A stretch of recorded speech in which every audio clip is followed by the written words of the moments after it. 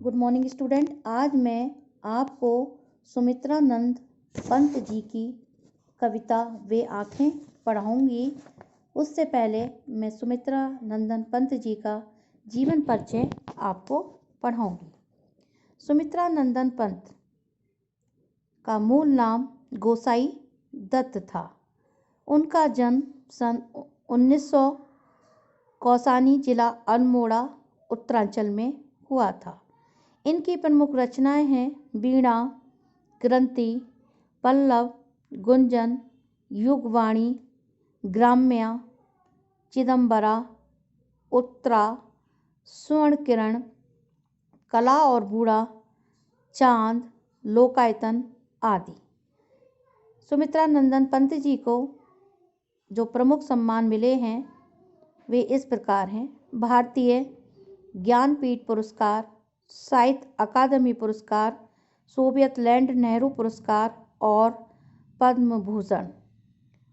सुमित्रानंदन पंत जी की मृत्यु सन 1977 में हुई थी। छायावाद के महत्वपूर्ण स्तंभ सुमित्रानंदन पंत प्रकृति के चितेरे कवि हैं। बच्चों, शायद आपको याद हो, मैंने आपको 10th और 9th में भी बताया था कि छायावाद क्या होता है और छायावाद के कौन कौन से कवि हैं। तो छायावाद की बात आती है तो छायावाद युगीन कविता के कवि सुमित्रानंदन पंत, जयशंकर प्रसाद, महादेवी वर्मा आदि हैं। ठीक है, तो वही उन्हीं में से सुमित्रानंदन पंत जी प्रकृति के चितेरे कवि हैं। हिंदी कविता में प्रकृति को पहली बार प्रमुख विषय बनाने का काम पंत ने ही किया।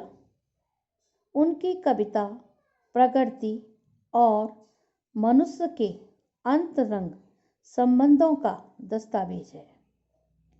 इनकी प्रारंभिक शिक्षा कौसानी के गांव में तथा उच्च शिक्षा बनारस और इलाहाबाद में हुई।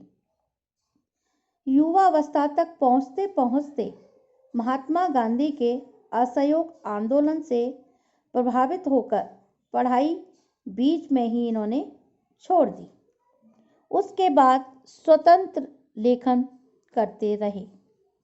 प्रकृति के अद्भुत चित्रकार पंत का मिजाज कविता में बदलाव का पक्षधर रहा है।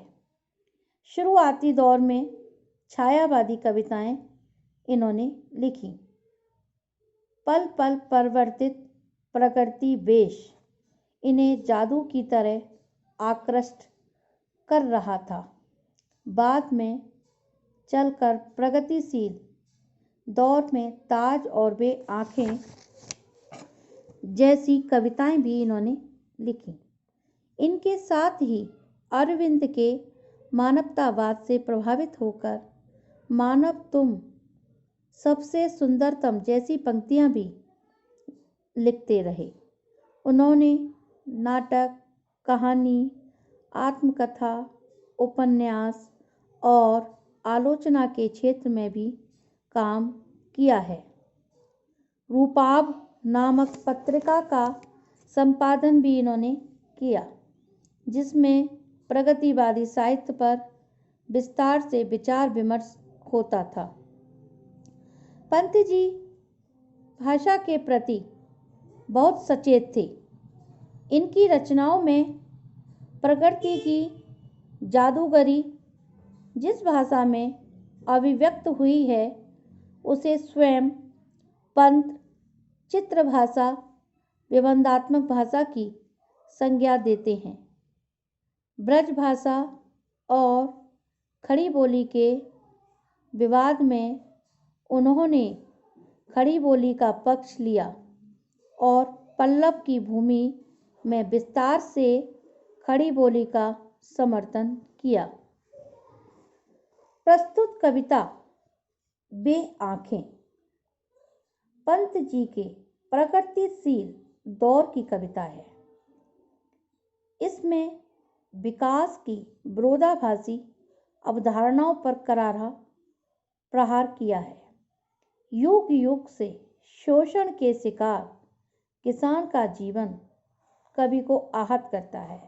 बच्चों, आज भी आप देख रहे हैं किसान आंदोलन चल रहा है और ये परेशानियां किसानों के लिए। देश आज़ाद हुआ था और आज़ादी के बाद भी आज भी वही व्यवस्थाएं बनी हुई हैं। किसान के जीवन में कुछ ना कुछ विघटन चलते रहते हैं। उनके जीवन में कभी महाजन, कभी किसी न किसी चीज़ को लेकर अवश्य दुख ही भरा रहता है। कर्जदार, लेन देन आदि, जमींदारों का, ऐसी व्यवस्था इनके जीवन में हमेशा चलती रहती है। कर्ज भी चलता रहता है, असमय बारिश, फसल का नष्ट होना, कुछ ना कुछ परेशानियां किसान के जीवन में दुख बना ही रहता है। तो किसान का जीवन कवि को क्या करता है? आहत करता है, दुख पहुंचाता है कि किस तरीके से भारतीय किसान अपनी जिंदगी को दांव पर लगाकर, सब कुछ लगाकर खेती करता है, दुख सहता है दूसरों के लिए, अच्छी फसल के लिए दिन रात एक कर देता है। न सर्दी देखता है, न गर्मी देखता है, न बरसात देखता है। टकटकी लगी रहती है उस आकाश की ओर, क्योंकि किसान की जिंदगी में, जीवन में सिर्फ और सिर्फ खुशी जब आती है जब अच्छी फसल आती है, नहीं अंधकार जीवन में छा जाता है, क्योंकि वह अपने जीवन भर की पूंजी भी लगा देता है, सब कुछ दांव पर उस खेती के लिए लगा देता है और वह खेती नष्ट हो जाती है तो वह क्या हो जाता है? दुखी हो जाता है। दुखद बात यह है कि स्वाधीन भारत में भी, यानी स्वतंत्रता के बाद में भी, भारत में भी किसानों को केंद्र में रखकर व्यवस्था ने निर्णायक हस्तक्षेप नहीं किया। कोई अच्छी व्यवस्था उनके अनुरूप नहीं की। कविता ऐसे ही दुष्चक्र में फंसे किसानों के व्यक्तिगत एवं पारिवारिक दुखों की परतों को खोलती है।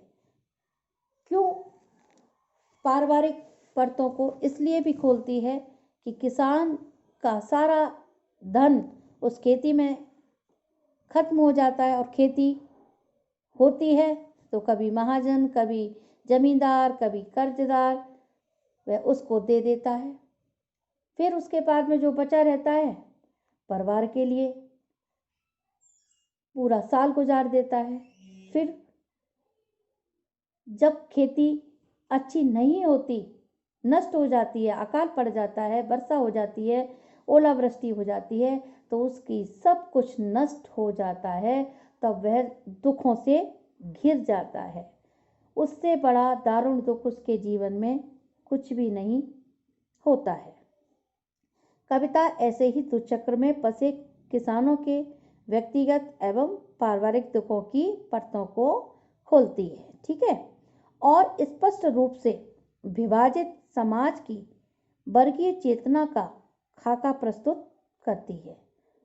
आइए पढ़ते हैं पंत जी की बहुत ही सुंदर कविता किसान के जीवन को लेकर, किसान के सुख और दुख को लेकर जो उन्होंने कविता लिखी है, उससे सहज ही हमारी आत्मा भी झक दौड़ देती है, सोचने को विवश कर देती है कि भारतीय किसान के जीवन में कितना अंधकार भरा हुआ है।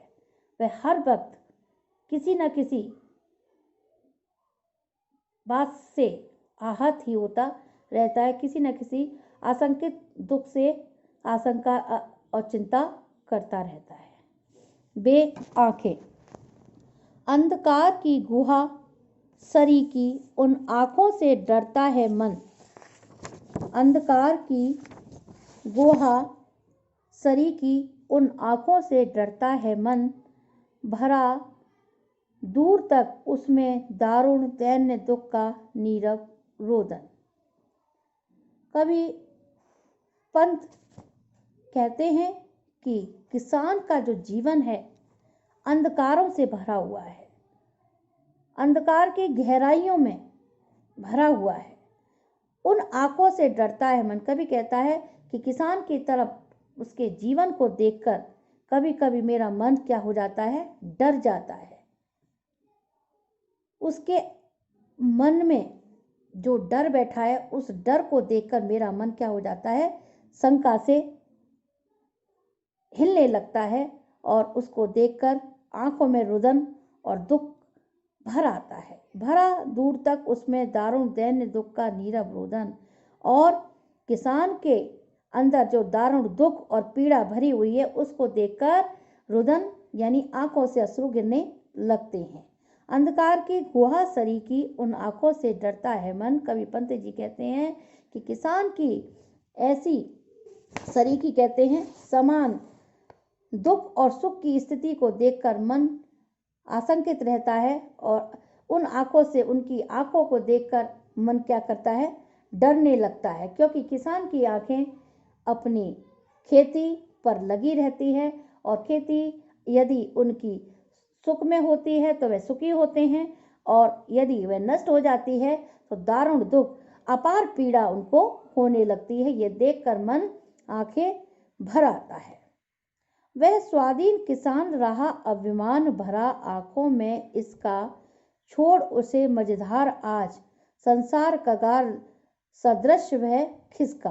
वह स्वाधीन किसान रहा, किसान स्वतंत्रता के पश्चात स्वाधीन भी हो गया, अभिमान भरा, उसकी आंखों में अभिमान भी भरा हुआ है, आंखों से अभिमान भरा आंखों से इसका, स्वाधीन होने के बाद भी उसके स्वाधीनता प्राप्त हो गई, स्वाधीन हो गया। स्वतंत्रता प्राप्ति के बाद किसान स्वाधीन हो गया, फिर अभिमान भी आंखों में भरा हुआ है, गर्व से आंखें भी उसकी सर उठाकर देख रही हैं। और कभी क्या होता है, छोड़ उसे मजेदार आज संसार का गार सरदस्व किसका। और किसान को का जो अभिमान है वह उसकी खेती और उसके परिवार पर है। फिर संसार उसको क्या कर देता है, उसको मझधार में छोड़ देता है, उसकी कोई पूछ नहीं करता है। वह संसार के लिए जीता है, संसार के लिए अनाज हर चीज़ की उपज करता है, दिन रात मेहनत करता है, दिन रात अपनी आंखें बिछाकर टकटकी लगाकर आकाश की तरफ देखता रहता है, और उसके मन में हमेशा सहसा डर सा बसा रहता है। संसार का गाढ़ सरस वह खिसका, और संसार की ओर देखता रहता है। कोई उसके इस दुख को नहीं समझ पाता है। लहराते हुए खेत द्रगों से, लहराते हुए खेतों को वह आंखों से देखता है। हुआ बेदखल वह अब जिनसे, हंसती थी उसके जीवन की हरियाली जिनके तृण तृण से। वह खेतों को अपनी आंखों से लहराते हुए देखता है। हुआ बेदखल वह जब जिनसे, और उसका कर्जदार या जमींदार उसको उससे बेदखल कर देते हैं तो उसका जीवन बर्बाद हो जाता है। हंसती थी उसके जीवन की हरियाली। किसान के जीवन में कब खुशी आती है, जब हरियाली उसके तन तन में, तिनके तिनके में हरियाली उभरने लगती है, हरियाली छा जाती है, तब किसान का जीवन सुखमय हो जाते हैं। लहराते हुए खेत द्रवों से हुआ बेदखल वह अब जिनसे, वह लहराते हुए खेतों को देखता है अपनी आंखों से तो खुशी का आनंद प्राप्त करता है, हंसता रहता है, और जब हरियाली उसकी आंखों के समान बढ़ती रहती है तो खुश होता रहता है। आंखों ही में घूमा करता वह उनकी आंखों का तारा। वह अपने खेतों को एकमात्र अपने पुत्र की तरह पालता है। जिस प्रकार अपने पुत्र को की पालन पोषण करते हैं, उसी प्रकार वह अपने खेत को, अपने किसान अपने पुत्र की तरह उस आंखों के तारा की तरह मानता है। आंखों में ही घूमा करता वह उसकी आंखों का तारा, कारगुनों की लाठी से जो गया जवानी में ही मर गया। कारगुन कहते हैं जमींदारों के कारिंदे। जिस प्रकार जमींदार किसान को कर्जा दे देते हैं और कर्जा चुका नहीं पाते तो उनके आदमी जाकर वहां पर उनको डराते धमकाते हैं। तो आंखों में ही घूमा करता वह उसकी आंखों का तारा, आंखों में ही वह घूमा करता है, हर वक्त उसके जो खेती है हरियाली उसकी आंखों में ही घूमती रहती है। कारगुनों की लाठी से गया जवानी में ही मारा, वह अपने पुत्र की तरह ही उसका पालन पोषण करता है, और पुत्र भी क्या है, जमींदारों की लाठी से मारा जाता है। अब उसके जीवन में दुख ही दुख छा जाता है, भरी जवानी में वह उसका पुत्र मारा जाता है। आंखों का तारा यानी जो उसकी खेती है सब कुछ नष्ट हो जाती है और पुत्र भी मारा जाता है। बिका दिया घर द्वार, कर्ज से उसका घर द्वार सब क्या होता है, बिक जाता है। महाजन ने ना ब्याज की कौड़ी छोड़ी, महाजन कर्जदारों ने उसके पास में एक भी ब्याज तक की कौड़ी, एक भी पैसा उसके पास में नहीं छोड़ा, कुछ भी उसके पास में नहीं छोड़ा। रह रहे आंखों में चुभती वह, अब उसकी आंखों में यह बात बार बार चुभती है कि उसके पास में एक भी पैसा उसके पास में नहीं जाता। कुर्क हुई वर्गों की जोड़ी, और कुर्क वर्ग कहते हैं बैल की जोड़ी, बैल की जोड़ी भी उसने क्या कर दी, नीलामी कर दी। लास्ट जो उसके पास में बैल बचे थे उसकी भी उसने नीलामी कर दी। बिका दिया घर द्वार, महाजन ने ना ब्याज की कौड़ी कौड़ी, रह रहे आंखों में चुभती वह कुर्क हुई वर्गों की जोड़ी। यानी सब कुछ उसका घर द्वार भी बिक जाता है, उसका आंखों का तारा पुत्र के समान जवानी में मारा जाता है, और महाजन ने जो ब्याज ली थी वो भी उसकी सब खत्म हो जाती है, सब पैसा खत्म हो जाता है। आंखों में उसके हर वक्त दुख भरा रहता है, और लास्ट उसके पास में बैलों की जोड़ी बची थी वो भी क्या होती है, नीलाम हो जाती है, उसके पास में कुछ भी नहीं बचा रहता। तो बच्चों, किसान स्वाधीन होने के बाद में हमारा समाज उसे किस तरीके से अपने शिकंजे में जकड़ लेता है, वह निकल नहीं पाता। महाजन जमींदारों के इर्द गिर्द, कर्जदारों के इर्द गिर्द वह फंसता जाता है और कुछ भी नहीं कर पाता। उसकी आंखों में रुदन रहता है और ना ही उसके पास में कुछ रह पाता है। उजरी उसके सिवा किसे कब पास दुहाने आने देती, उजरी उसके सिवा किसे अब पास दुहाने आने देती। आह आंखों में नाचा करती, उजड़ गई जो सुख की खेती। उजरी उसके सिवा किसे कब पास दुहाने आने देती, यानी उजरी उसके पास में जो नहीं आने देती थी, कब दुहाने प्यार करने के लिए भी कभी पास में उसकी जोड़ी को नहीं आने देती थी। आह आंखों में नाचा करती, उजड़ गई। उसके सामने उसकी आंखों में जो खेती लहराती थी, कि आंखों से देखता था, सुख प्राप्त करता था, वह खेती क्या हो गई, नष्ट हो गई, आंखों के सामने उजड़ जाती है। सब कुछ नष्ट होता जाता है और किसान आंखों के सामने देखता रहता है। वे आंखें हमेशा क्या करती हैं, उसकी देखती रहती हैं। बिना दवा दर्पण के घरनी, घरनी कहते हैं घर वाली, बिना दवा दर्पण के घरनी स्वर्ग चली, आंखें आती भर देख देख के, बिना दूमोई बिटिया 2 दिन बाद गई मर। यानी इतना भी पैसा किसान के पास में, उस किसान के पास में नहीं था। उसकी जो घरवाली थी बिना इलाज और बिना दवा के मर जाती है और स्वर्ग को चली जाती है, स्वर्ग सिधार जाती यानी मर जाती है। आंखें इस बात को देखकर, इस दुख को देखकर और दुखी होने लगती हैं कि वह अपनी पत्नी की दवा भी नहीं करा सका, इलाज भी नहीं करा सका और उसकी पत्नी भी मर जाती है। देख देख के बिना दूमोई, और माँ उसकी पत्नी की जो छोटी बच्ची दूमोई दूध पीने वाली बच्ची थी, वो भी क्या अपनी बिना माँ के ना रह सकी। बिटिया 2 दिन बाद पत्नी के बाद में उसकी दूमोई बेटी भी क्या हो जाती है, मर जाती है। यानी इतना अपार दुख इस कविता में भरा हुआ है कि सब कुछ उसका नष्ट हो जाता है। कर्जदार कर्ज ले लेते हैं और उसके पास में कुछ भी नहीं बचता है। बिना पैसे के उसकी पत्नी भी बिना इलाज के मर जाती है और दो मोई बच्ची भी 2 दिन के बाद में वह भी मर जाती है। घर में विधवा रही पोतुहू, पोतू यानी पोते की बहू। घर में विधवा रही पोतुहू, लक्ष्मी थी यद्यपि पति घातेन। पकड़ मंगाया कोतवाल ने, डूब कुएं में मरी एक दिन। घर में विधवा थी उसकी पोते की बहू लक्ष्मी, यद्यपि पति घातेन, उसको पति का हत्यारा बताता था। पकड़ मंगवा कोतवाल ने, एक दिन पुलिस ने उसे बुलवा लिया, उसको हत्या के आरोप में लगाकर पकड़ मंगवाया कोतवाल ने, और वह एक दिन क्या होती है, कुएं में डूबकर अपनी प्राण दे देती है।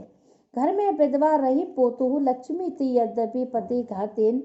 पकड़ मंगवाया कोतवाल ने, डूब कुएं में मरी एक दिन। घर में पोते की पुत्रवधू, पोते की पत्नी लक्ष्मी थी, वह भी उसको पति का घातिन बताया गया। किस तरीके से लोगों ने उसको फंसा दिया, पति का घातिन बताया गया, और उसको एक दिन पुलिस पकड़कर ले जाती है और डूब कुएं में मरी एक दिन, और वह इस डर से एक दिन कुएं में डूबकर अपने प्राण दे देती है। खैर पैर की जूती जोरू ना सही एक दूसरी आती। खैर जिस प्रकार पैर की जूती बदल दी जाती है, अगर पुत्र होता तो दूसरी भी जोरू यानी दूसरी भी उसके लिए पत्नी आ जाती। खैर पैर की जूती जोरू ना सही एक दूसरी आती। पैर की जूती ना सही एक दूसरी घर में एक दूसरी औरत आ जाती। पर जवान लड़के की सुध कर सांप लेटते फटती छाती। और जवान लड़के की सुध जब खेती के समय जमींदारों के कारिंदे ने उसको लाठी मार मार कर मार डाला था, तो उसकी जो पुत्र वधू थी वह भी क्या हो गई, वो भी मर जाती है। और जवान लड़के की सुध पर सांप लेटते फटती छाती।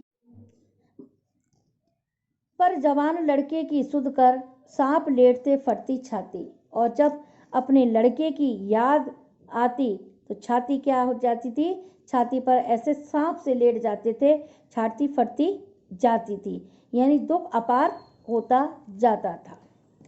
पिछले सुख की स्मृति आंखों में क्षण भर एक चमक है लाती। और वह हंसता खेलता परिवार, जो किसान का हंसता खेलता परिवार था, उसको पिछले यानी पहले अतीत में जो उस परिवार में सुख था, उसको देखकर उसकी आंखों में कभी कभार चमक आ जाती थी। पिछले सुख की स्मृति आंखों में क्षण भर एक चमक है लाती। पिछले सुख की स्मृतियों को देखकर आंखों में क्षण भर के लिए कभी कभी याद कर चमक आ जाती थी। तुरंत शून्य में गर्भ है चितवन, तुरंत शून्य में पर्व गर्भ है चितवन, तीखी नोक सदृश्य बन जाती। चितवन कहते हैं दृष्टि। और तुरंत जरा सी देर में सुख की आशा सी आंखों में उभर आती स्मृतियों को देखकर, और जरा थोड़ी ही देर बाद ही क्या होता कि तुरंत के तुरंत वह आंखों में जब दृष्टि नजर आती तो सब कुछ लगता था कि सब कुछ चला गया, सब कुछ नष्ट हो गया। तीखी नोक सा दृश्य बन जाती और वह दृश्य देख देख कर आंखों में चुभन सी हो जाती। उस किसान का जीवन कितना दुख भरा था कि उसका सब कुछ परिवार, सब कुछ आंखों के सामने खत्म हो जाता है। उसकी आंखें देखती रही, सब कुछ उसका नष्ट हो जाता है। तो बच्चों, किसान के जीवन में कितनी बड़ी कठिनाई इस कविता में आपको दर्शाई गई। उसका जवान पुत्र लाठी के द्वारा मारा गया, उसकी पत्नी बिना दवाइयों के मारी गई, बिना दवा और इलाज के चल बसी, दो मुँही बेटी भी उसकी बिना माँ की चली गई, पोते की पत्नी भी चली गई। और ये सब कितना उसके सामने दृश्य था कि कर्जा उस पर इतना चढ़ गया कि धीरे धीरे सब कुछ नष्ट होता गया। फिर एक बार और देख लेते हैं थोड़ा सा एक एक पॉइंटों पर। अंधकार की गुहा सरीखी उन आंखों से डरता है मन। कवि कहता है कि किसान का जीवन कितना दुख भरा है, इसको देखकर मेरा मन क्या करता है, सहसा डर जाता है, और उसका जो दुख है उसको देखकर मन में रुदन सा पैदा हो जाता है। वह स्वाधीन किसान रहा, अभिमान भरा आंखों में इसका।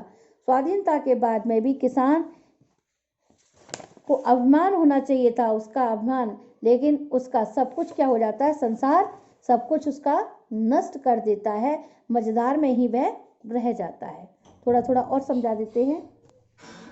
लहराते हुए खेत द्रवों से, उसके जो खेत थे, खलियान थे, वह आंखों से, द्रव कहते हैं नेत्र, नेत्रों से देखता था किस प्रकार लहरा रहे थे। हंसता खिलता जीवन था उसका, तन तन तिनका सा उसकी हरियाली छाई हुई थी, सब कुछ बरकरार था। लेकिन एक दिन क्या होता, उसकी आंखों में ही घूमा करता खेत भी क्या अपने पुत्र की समान, जिस तरह पुत्र की रक्षा करते हैं, इस प्रकार किसान खेत की रक्षा अपने पुत्र के समान ही करता है। और एक दिन कारगुनों यानी जमींदारों के जो कारिंदे थे, उन्होंने लाठी मार मार कर भरी जवानी में उसको मार दिया यानी उसके पुत्र को मार दिया, उसकी खेती को भी नष्ट कर दिया। बिका दिया घर द्वार, सब कुछ उसका घर द्वार बिक जाता है। महाजन ने ब्याज की कौड़ी कौड़ी उससे ले ली, सब कर्जा उससे, अपना कर्जा ले लिया, उसके पास में कुछ भी नहीं बचा। रह रहे आंखों में चुभती वह कुर्क हुई वर्गों की जोड़ी, और उसके पास में एक ही बैल की जोड़ी बची हुई थी, जो उसको देख देख कर रोता था, और वह भी उसकी नीलामी एक दिन कर देता है। उजरी उसके सिवा किसे अब पास दुहाने आती, कौन उसके पास में उसको प्यार करने आता, कौन उसके हालचाल लेता। आहा आंखों में नाचा करती उजड़ गई जो सुख की खेती, और आंखों में जो लहराती हुई खेती उसको दिखती थी, वह भी क्या जाती है, उजड़ जाती है, सब कुछ नष्ट हो जाता है। बिना दवा दर्पण के घरनी स्वर्ग चली, बिना दवा और बिना इलाज के जो उसकी पत्नी थी, वह भी क्या हो जाती है, स्वर्ग को सिधार जाती है। उसकी आंखों में इसको देखकर दुख भर जाता है। देख देख के बिना मुंह धोई बिटिया 2 दिन बाद गई मर, 2 दिन बाद उसकी बिटिया भी मर जाती है। घर में विधवा रही पोतू लक्ष्मी थी, घर में उसकी पुत्र वधू लक्ष्मी थी, उसको भी आरोप लगा दिया कि पति की हत्यारन है, इसने पति को मार दिया, पति की घातिन है। तो एक दिन कोतवाल हवलदार आते हैं और उसके पास में आते हैं, तो उसको यह देखकर वह डर जाती है और कुएं में जाकर मर जाती है। खैर पैर की जूती जोरू, खैर पैर की जो यहाँ पर जोरू यानी पत्नी को संज्ञा दी है, पैर की जूती, अगर पुत्र होता तो दूसरी भी उसके लिए जोरू आ जाती, पर जवान लड़के की सुध कर सांप लेटते, जवान लड़के की सुध याद कर कर कर पेट पर सांप लौटने लगते हैं, छाती दुख से भर जाती है और अधिक रुदन आ जाता है। पिछले सुख की स्मृति आंखों में, पिछले सुख जो प्राप्त था, संसार उसका घर परिवार था किसान का, उसकी सुख इसी की स्मृतियां देखकर उसके हृदय में प्रेम भर जाता है, और वह दुखी होने लगता है कि उसका घर संसार सब कुछ खत्म हो जाता है। क्षण भर एक चमक है आती, क्षण भर में चमक आ जाती है, फिर तुरंत शून्य में गर्भ है चितवन, और फिर क्या हो जाता है, थोड़ी देर बाद उसकी दृष्टि उस पर पड़ती है तो सब कुछ उसके सामने सही दिखने लगता है, तो उसको जीवन में कष्ट ही कष्ट प्राप्त होता है। तो उस किसान ने जीवन भर कितना कष्ट प्राप्त किया, कितना दुख प्राप्त किया, परिवार उसका खत्म हो गया, सब कुछ उसका नष्ट हो गया।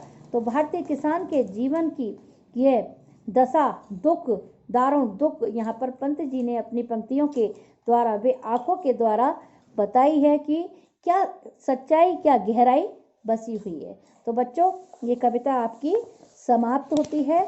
इसके क्वेश्चन आंसर आपको गृह कार्य में करने हैं, और बच्चों जितने भी आपके गद्य के पाठ मैंने कराए हैं, उसके क्वेश्चन आंसर आप होमवर्क कॉपी पर कर लीजिएगा। जब आप स्कूल में मिलेंगे तब आपकी कॉपी चेक की जाएगी, उसी के आधार पर आपको मार्क्स दिए जाएंगे, और आपका जो भी कार्य बचा है वो आपको कंप्लीट करना है। मैंने आपको पद्य खंड में कबीर और मीराबाई पढ़ा दिया है, कबीर के क्वेश्चन आंसर मैंने आपको दे दिए थे। मीराबाई के मुझे याद नहीं होंगे तो मैं आपको और दे दूंगी। मीराबाई वाले पार्ट के भी आपको सारे क्वेश्चन आंसर करने हैं। और इसमें आपको वे आंखें की क्वेश्चन आंसर पहला, अंधकार की गुहा सरीखी, उन आंखों से डरता है मन। आमतौर पर हमें डर किन बातों से लगता है? उन आंखों में किसकी ओर संकेत किया गया है? कवि को उन आंखों से डर क्यों लगता है? ये आपको छाट के आपको करना है। दूसरा क्वेश्चन है, कविता में किसान की पीड़ा के लिए किन्हें जिम्मेदार बताया गया है? महाजन और आप जमींदार। पिछले सुख की स्मृति, आंखों में क्षण भर एक चमक है लाती, जिसमें किसान के किन किन पिछले सुखों की ओर संकेत किया गया है। साल परिवार था उसका, उसमें किस प्रकार परिवार के साथ में रहता था, खेत खलिहान के साथ में सुखी जीवन बिताता था, उसकी यादों को उकेरा गया है। फोर्थ क्वेश्चन है, संदर्भ सहित आशय स्पष्ट कीजिए। आशय आपको इसका भावार्थ बताना है। उजरी उसके सिवा किसे कब पास दुहाने आने देती, घर में विधवा रही पोतू लक्ष्मी थी, यद्यपि पति घातिन। ये तीनों आपके इसके आशय आपको अपनी कॉपी पर लिखने हैं, करने हैं। 5 ही क्वेश्चन है जो आपको अपनी कॉपी पर करने हैं। नेक्स्ट लास्ट क्वेश्चन है, घर में विधवा रही पोतू, खैर पैर की जूती जोरू, एक ना सही दूजी आती। इन पंक्तियों को ध्यान में रखते हुए वर्तमान समाज और स्त्री विषय पर एक लेख लिखें। आपको ये 5 क्वेश्चन करने हैं, आशय वाले भी करने हैं, सभी क्वेश्चंस को करने हैं। गद्य पद्य की चाह तो आप डायरेक्टली पूरी कॉपी बना लें, या आप पार्टीशन करना चाहें तो पार्टीशन कर लें, जैसे चाहें आप वैसे बना लें। लेकिन आप जब भी मुझे मिलेंगे तो आपका पूरा होमवर्क जहाँ तक मैंने पढ़ाया है वहाँ तक कंप्लीट होना चाहिए। ओके, धन्यवाद।